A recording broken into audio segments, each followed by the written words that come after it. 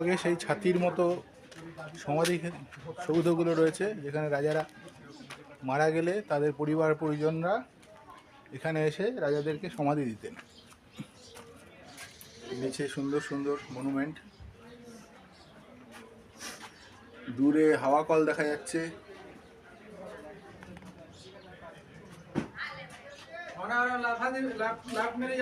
চলো এগিয়ে যাই।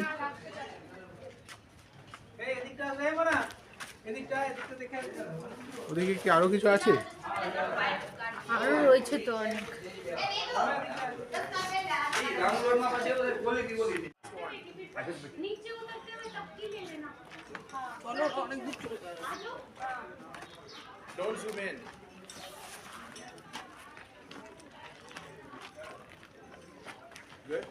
হ্যাঁ চলো।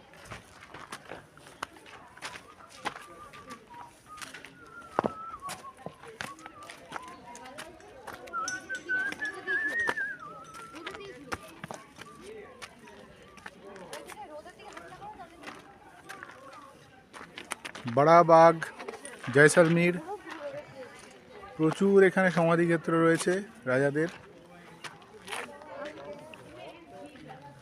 মন্দির মন্দির টাইপের একটা গম্বুজ করা প্রত্যেকটাতেই।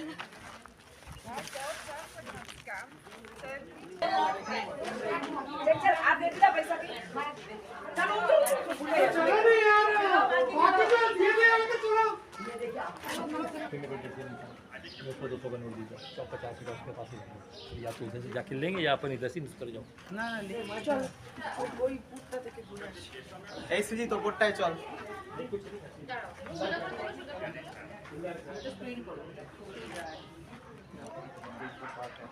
আমরা এসেছি বড়াবাগে।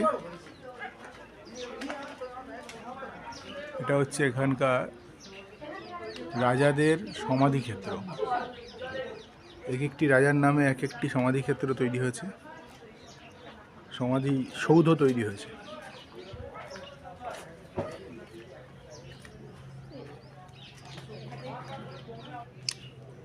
সুন্দর সুন্দর একটা মনুমেন্ট তৈরি করা বলা যায়।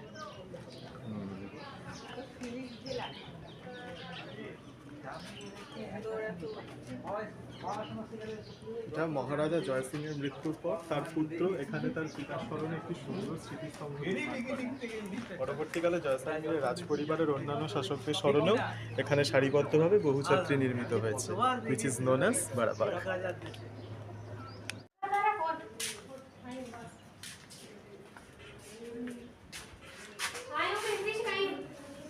একের সঙ্গে একটা লেগে প্রায় একটা ঘরের মতো হয়ে গেছে।